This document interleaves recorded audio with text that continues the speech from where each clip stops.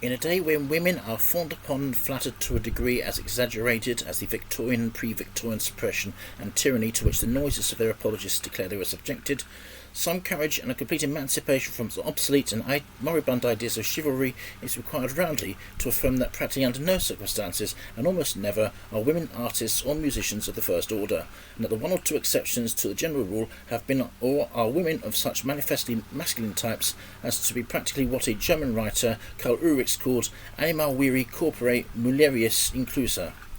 Scarcely ever has a woman instrumentalist any intellectual grip or grasp of a composition as a whole, but makes of it an agglomeration of small sections that may be individually charmingly played, but that is all. No current of organic life flows through the whole, no architectonic sense of what the whole conveyed, and charm, especially the feminine sort of it, may not merely be out of place, but absolutely repulsive. To hear Bach, for instance, with feminine charm smeared all over him by some of our young lady pianists is an indescribably nauseating experience. Moreover, women performers are quite shameless and unscrupulous in the way in which they so constantly trail the sexual red herring across the path of the public's better judgment.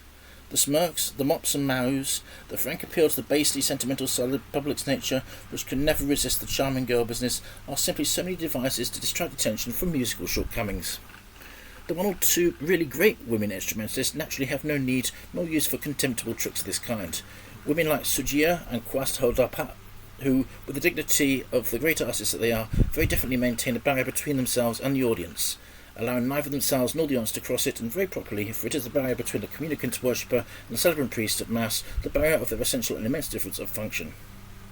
The musical intelligence of women instrumentalists shows almost invariably lack of grip or power. One is always conscious of a certain childishness, a naivety of approach, and immaturity of mind, so there is a feeling of strain produced in works calling for a high mental power, a sense as of someone struggling with a task beyond their strength. The woman instrumentalist is inclined to stress the superficial attractiveness, the lyrical qualities of a work, to a disproportionate extent, or, on the other hand, she will have often recourse to a shrewish violence which she mistakes for strength and boldness. In a large majority of cases, the woman pianist or violinist is definitely lacking in the necessary physique. Playing an instrument is very largely a matter of physical equipment, and without a bodily development of considerable strength and vigorous powers of endurance, it is not possible to become a first-class player. Most of our women pianists and violinists have physiques that can only be described as miserable, narrow-chested, shallow bodies, bad carriage, emaciated arms, undeveloped muscles, feeble tissues. They look like poor, mean, thin-pinched, anemic sounds they produce from their instruments, pale, worn changelings of tone. They can, in the very nature of things, do no better, but it's preposterous even for such people to expect to become great players or even good second-raters. For it cannot be too often repeated that the playing of any instrument is arduous physical work, making immense demands on the strength, nervous force and vitality, and a glance at any great instrumentalist will show that they are all strongly and sturdily built and of a good physique. In the case of singers, a well-developed body is an absolute necessity, for there is no singing without it. This does not mean the singer must be in a mountainous mass of blubber. This hampers them in the opposite direction, for the visceral muscles, being loaded and encumbered with waste and fat, cannot function properly, leading to the short-windedness that cuts short the singing days of some of the finest artists long before the ages at which they might be normally still at the height of their powers. Apart from this, deep chest and lung capacity, with the inevitably large juice build, without which it cannot exist, is for singers an indispensable requirement, and all the young ladies with the flat, undeveloped figures of little girls of 12 or 13, with their slender, swan-like throats and pretty little pipes of voices, who think they are going to become great singers, will be well advised to realise in time, before they waste their own time and their parents' money, that such a goal is for them a sheer physical impossibility.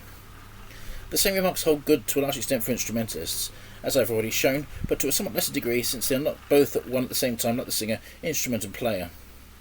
The enormous majority of the women who take up instrumental study are, as Ludovici would say, physically depraved, and in a good many cases all but, if not quite, physically degenerate.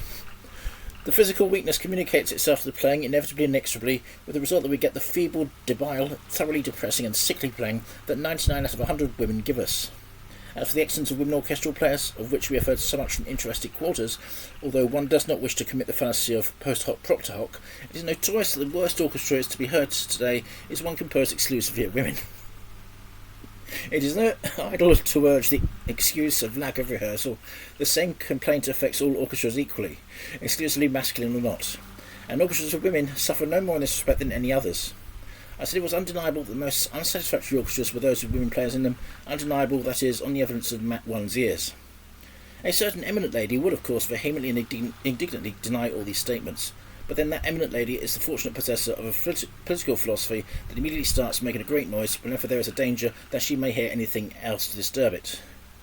Another and very common excuse that is made when overwhelming evidence is brought to bear to show the general inferiority of women players to men is that until comparatively very recently, women have not had access to the educational advantages and facilities that have always been open to men, as if educational advantages and facilities had any earthly connection with the production of musical talent. And the fact that in instance after instance masculine talent has succeeded in coming to fruition in the face of the cruelest obstacles, poverty, unfavourable home surroundings, often implacable hostility of relatives, destroys this contention pretty effectually. Moreover, music, which traditionally has been a pursuit that has been largely a feminine preserve, would in the very nature of things have provided an outlet for the expression of any great talent that had there been any to express, but no available evidence thereof exists.